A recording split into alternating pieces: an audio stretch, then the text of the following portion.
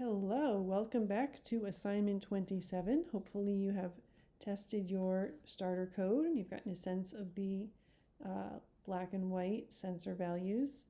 We are going to now look at what's next. You may see a comment at the end of your starter code. Insert your code after here.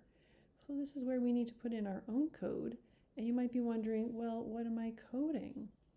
What you need to do is find our Schoology assignment, find our project, and let's open our assignment document. There it is. Okay, so this assignment document reminds you of how the sensors are wired, what ports they're connected to. It has a link to the starter code, which I also linked in Schoology,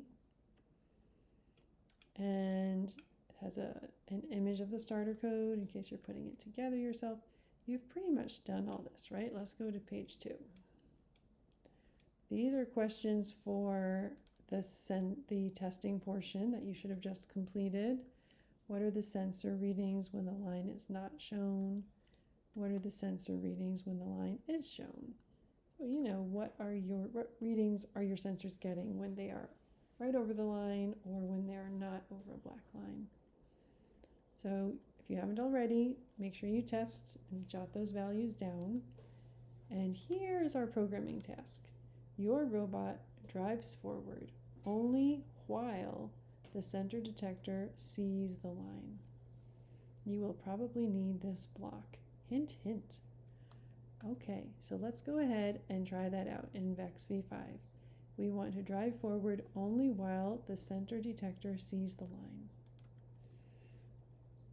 Back in VEX v5, how are we going to do this?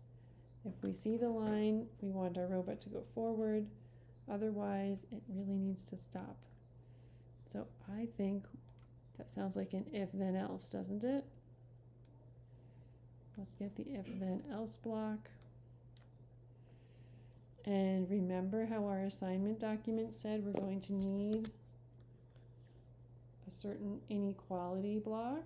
I think now it's time to bring that in, right? We can use that right here. Let's try it. So the less than symbol can fit here. If, let's find our sensors. And remember the assignment document said you want to go forward when the center sensor is over the black line. So let's bring in our sensor block here, our line tracker sensor. We have to change it from left to center. So when the center sensor is only seeing less than 50% reflection, I think 50 might not be quite the number. You're going to have to test based on the values you saw when you looked at the readings on your brain. You're going to have to check out which number would make sense here. I'm going to let you work on that.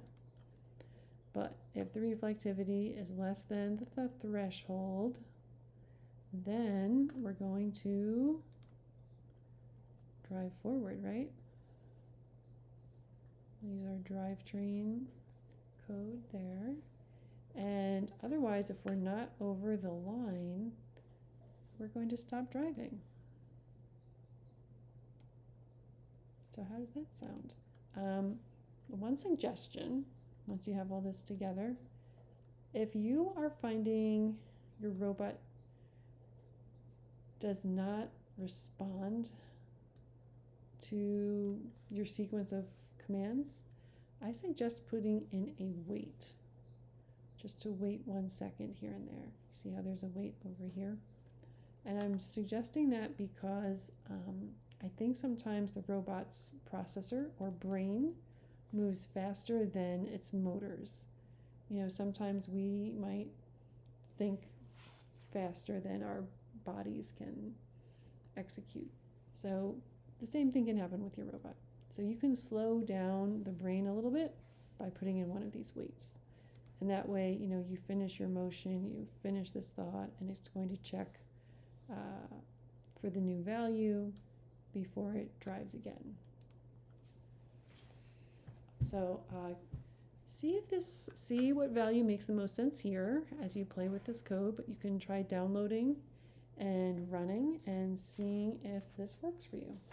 So remember, you want to get one of those mats with the white line, or you can use with the black line. You can also use the black lines that are on the desks, but just make sure your robot doesn't drive off the desk.